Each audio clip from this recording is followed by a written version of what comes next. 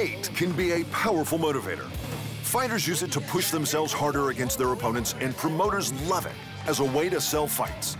But it can often prove a faustian bargain. Muhammad Ali was a master at getting into his opponent's mind, baiting them before the fight with the aim of getting them to make a mistake during it.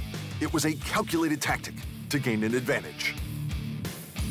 But with Joe Frazier, the strategy took on a life of its own and became a fully fledged feud.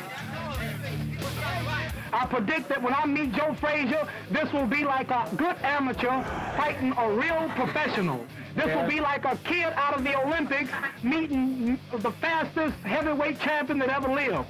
This will be no contest. I just look You're not fighting Oscar Bonavera, you're not fighting Sonny Liston, you fighting Joe Frazier. Everybody knows that's not the point. That's the point. No, what's your prediction? My prediction, the fight wouldn't go the distance. Oh, well, I'll stop it. Stop me, you. Certainly at the time of the first fight, Ali was very angry. He had been in exile for 3 years. Joe Frazier had become the symbol of his oppressors, and he vented some of his anger on Joe. The two men became iconic foils, fighting 41 grueling rounds over 3 legendary fights.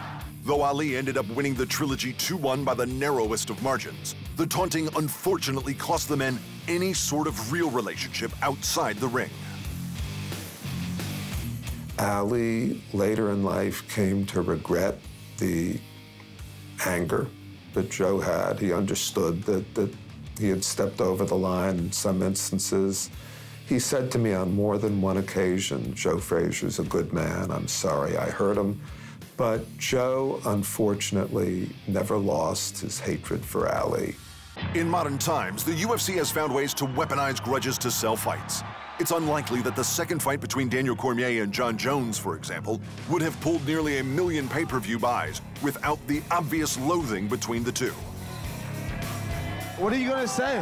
What am I gonna say to my kids? Yeah, when they say, "What, Daddy, did you ever beat John Bones Jones?" I'm gonna say, you know what? When I won the belt, I didn't have to. The idiot, he eliminated himself from competition by being an idiot.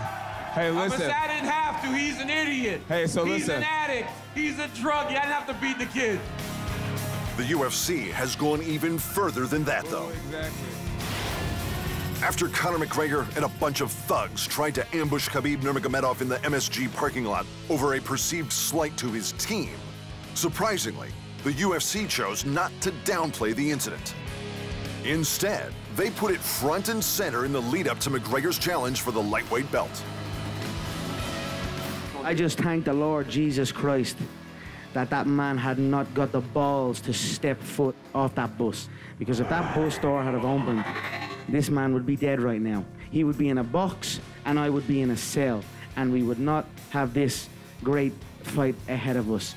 Honestly, for me, this is more than defend my title. For me, it's more than fight for the title, more than main event. You know, for me, it's personal.